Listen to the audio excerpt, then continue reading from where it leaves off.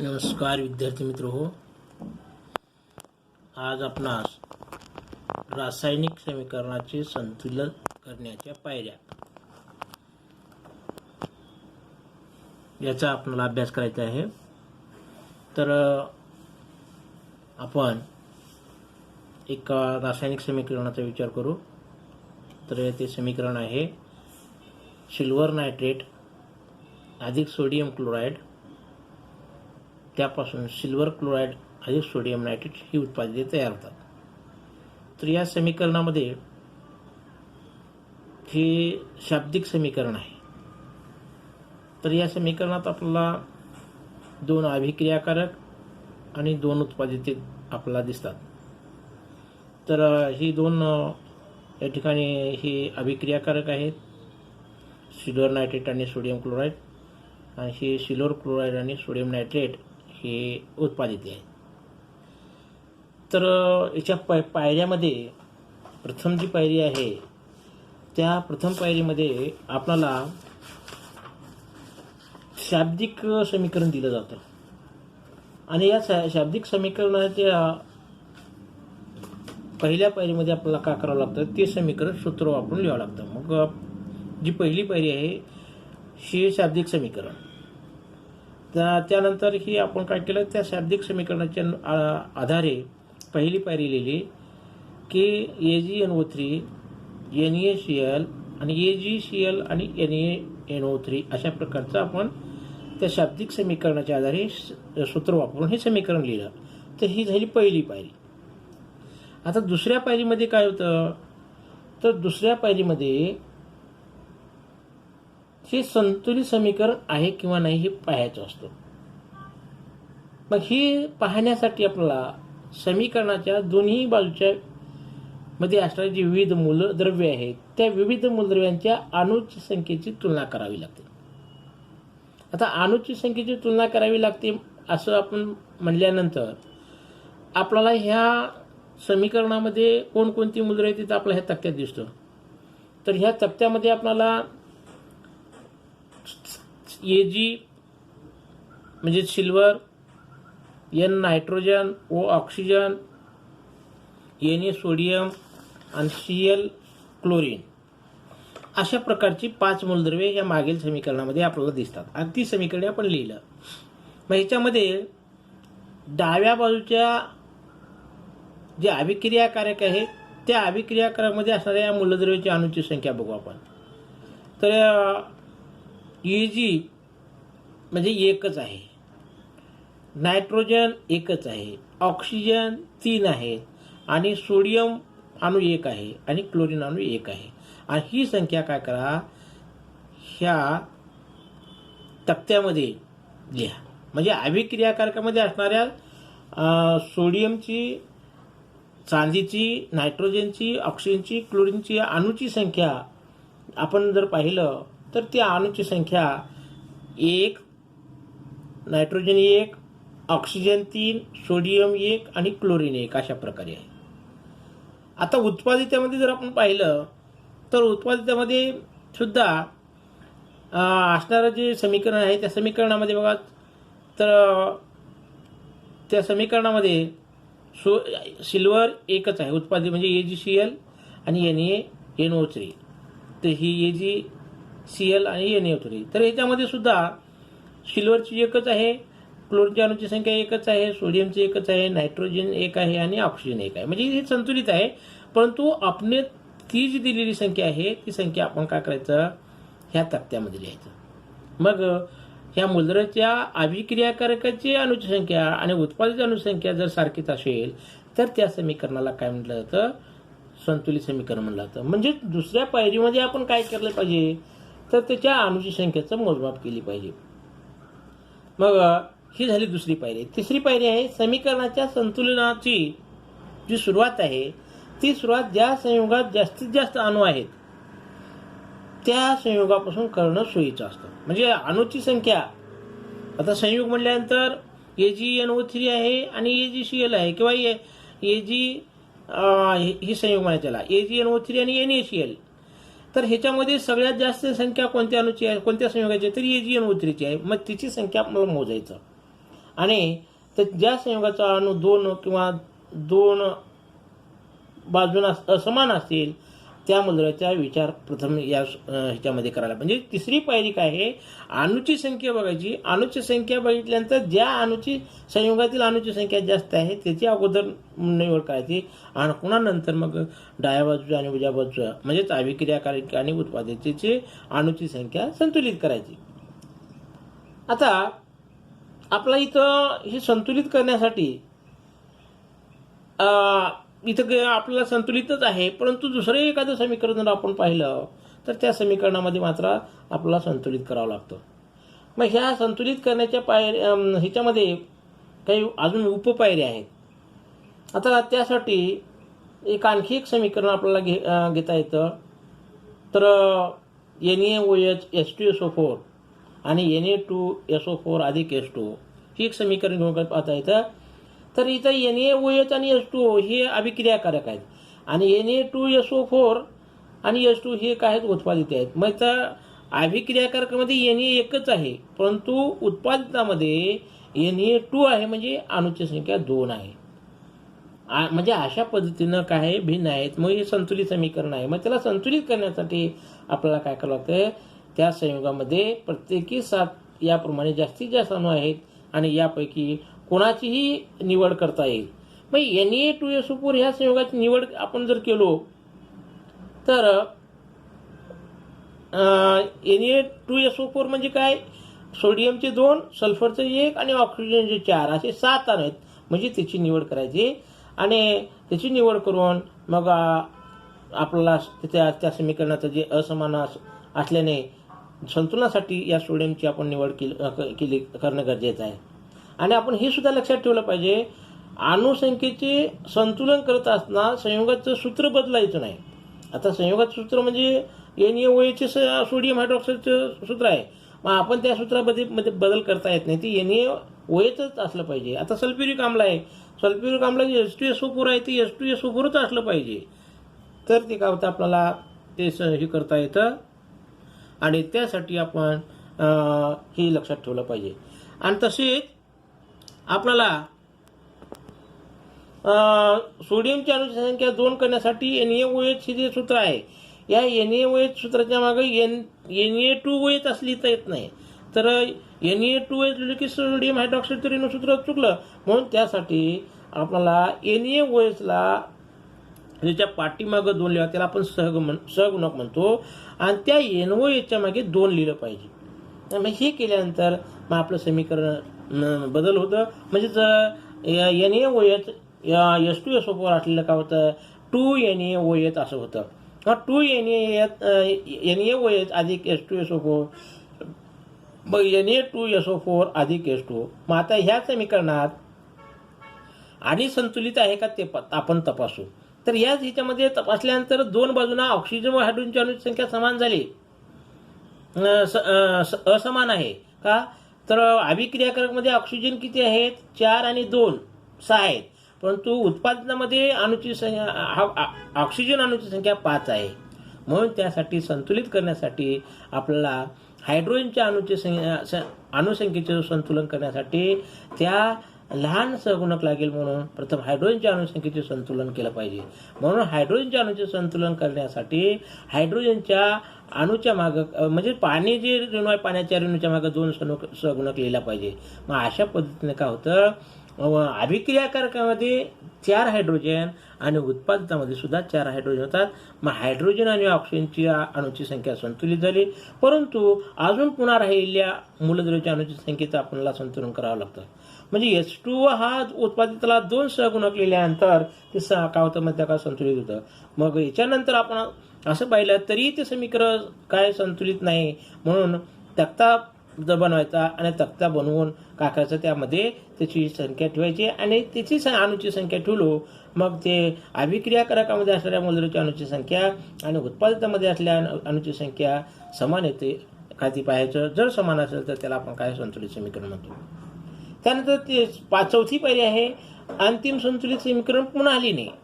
म्हणजे समीकरण लिहिल्यानंतर ते अंतिम संतुलित असेल तर ते संतुलित झाल्यानंतर पुन्हा लिहायचं आता आपण संतुलित समीकरण कोणतं पाहू तर 2NaOH अधिक H2SO4. मग Na2SO4 अधिक 2H2O हे संतुलित झालं का तर अभिक्रियाकारकामध्ये असलेली जी मूलद्रव्ये आणि उत्पादनामध्ये असलेली जी मूलद्रव्ये तिच्या अणूची संख्या समान आहे. मग अशा प्रकारे पायरीनं एका मूलद्रव्याच्या अणूच्या संख्येचे संतुलन करण्यासाठी योग्य त्या अभिक्रियाकारक आणि उत्पादकाला योग्य तो सहगुणक लावा लागतो आणि ते सहगुणक लावल्यानंतर असंतुलित रासायनिक समीकरणापासून आपण संतुलित समीकरण मिळवू शकतो. म्हणजे अशा प्रकारे आपल्याला संतुलित समीकरण मिळवता येतं. मग अशा पद्धतीनं आपल्याला आणखी बरेचसे समीकरण घेऊन याला संतुलित करता येतं. मग रासायनिक अभिक्रियेचं संतुलित समीकरण करण्यासाठीच्या जे पायऱ्या आहेत एकूण 4 पायऱ्या आहेत आणि अशा 4 पायऱ्याच्या मदतीनं आपण एखादं समीकरण आपल्याला शाब्दिक समीकरण दिलं मग त्या शाब्दिक समीकरणाचं आपल्याला संतुलित समीकरण असं करता येतं. तर हे झालं रासायनिक समीकरण संतुलित करण्याच्या पायऱ्या. आता याच्यानंतर जो पुढचा भाग आहे तो आहे रासायनिक अभिक्रियांचे प्रकार, टाइप्स ऑफ केमिकल रिॲक्शन्स. तर रासायनिक अभिक्रियांचे प्रकार जे आहेत हे मुख्यतः 4 प्रकार आहेत. मग आता हे 4 प्रकार जे आहेत हे 4 प्रकार जे पाडण्यात आलेले आहेत. मग तिचा आधार काय आहे किंवा कशाच्या आधारे तर जेव्हा रासायनिक अभिक्रियामध्ये अभिक्रियाकारकापासून नवीन पदार्थ म्हणजे उत्पादित मिळतात तेव्हा ते होत असताना अभिक्रियाकारकामधील काही रासायनिक बंध तुटतात व काही नवीन रासायनिक बंध तयार होतात. मग अभिकारांचे रूपांतर उत्पादनामध्ये होते. मग आता हे जे पाठ आहे ह्या पाठामध्ये अभिक्रियांच्या प्रकारचा जो सखोल अभ्यास आहे तो सखोल अभ्यास आपल्याला करायचा आहे. तर मुख्यतः रासायनिक अभिक्रियेचे जे प्रकार आहेत ते 4 प्रकार आहेत. त्यामध्ये पहिला प्रकार आहे संयोग अभिक्रिया, दुसरा प्रकार आहे अपघटन अभिक्रिया, तिसरा प्रकार आहे विस्थापन अभिक्रिया, चौथा प्रकार आहे दुहेरी विस्थापन अभिक्रिया. त्यालाच इंग्रजीमध्ये कॉम्बिनेशन रिॲक्शन्स म्हणतात, decomposition reactions, displacement reactions, double displacement reaction. अशा प्रकारे रासायनिक अभिक्रियांचे 4 प्रकार आहेत. तर आपल्याला एका प्रकारची सविस्तर माहिती घ्यायची आहे. तर त्यामध्ये आपण सर्वप्रथम पाहू संयोग अभिक्रिया म्हणजे काय, कॉम्बिनेशन रिॲक्शन. तर आपल्यासमोर हे समीकरण दिसतं NH3 अधिक HCl आणि त्यापासून NH4Cl हे काय झालं उत्पादित तयार झालं. तर आता ह्या समीकरणाकडे आपण जर निरीक्षण केलं तर याच्यामध्ये आपल्याला असं दिसून येतं अभिक्रियाकारके 2 आहेत आणि उत्पादित मात्र एकच आहे. NH3 अधिक HCl म्हणजे ही 2 उत्पादित आहेत आणि NH4Cl ही काय त्या का एक काय माहिती का उत्पादित आहे. मग आता आपण संतुलितच्या बाबतीत जर पाहिलं तर बघा इथं सगळ्यात जास्त संयोगाची संख्या कोणती जास्त आहे तर NH3 म्हणजेच याची संयोगाची 3 आणि 1 4 आहे. मग आता ह्याच्यामध्ये 4 म्हणजे हायड्रोजनच्या अणूंची संख्या किती आहे तर 3 आहे आणि इकडं उत्पादितामध्ये किती आहे 1 आहे. 3 आणि 1 4 झाले. मग अभिक्रियाकारामध्ये 4 झाले. उत्पादितामध्ये NH4 म्हणजे 4. नायट्रोजन इकडे डाव्या बाजूला 1 आहे उजव्या बाजूला 1 आहे. क्लोरीन इकडे 1 आहे इकडे 1 आहे. म्हणजे हे संतुलित समीकरण आहे. परंतु त्यामध्ये आता आपल्याला असं दिसून येतं अभिक्रियाकारक 2 आहेत आणि उत्पादित एकच आहे. मग अशा प्रकारची जी अभिक्रिया आहे अशा प्रकारच्या अभिक्रियेला संयोग अभिक्रिया म्हणतात. म्हणजेच 2 किंवा 2 पेक्षा अधिक अभिक्रियाकारकापासून फक्त एकच उत्पादित जर मिळत असेल तर त्या अभिक्रियेला काय म्हणलं जातं संयोग अभिक्रिया म्हणलं जातं.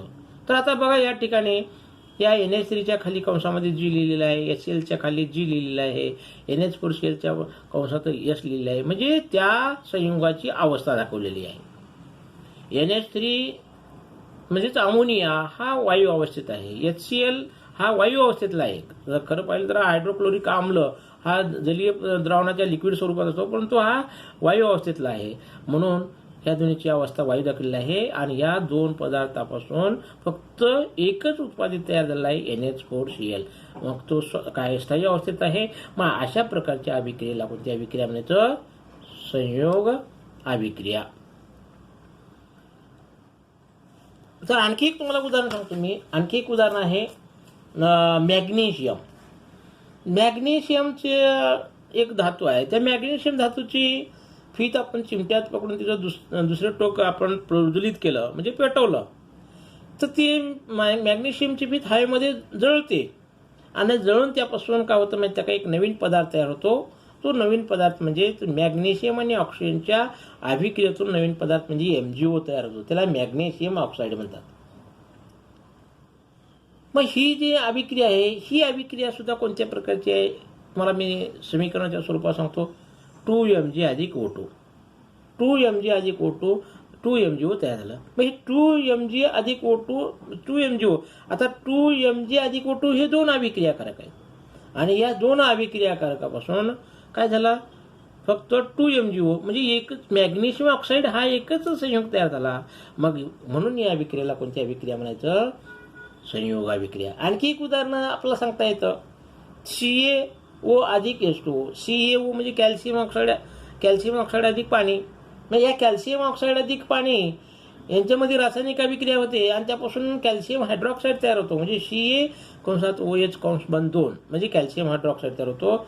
मग आता या ठिकाणी किती उत्पाद तयार झालं एकच. म्हणून अशा प्रकारच्या अभिक्रियेला आपल्याला काय म्हणता येतं संयोग अभिक्रिया म्हणता येते.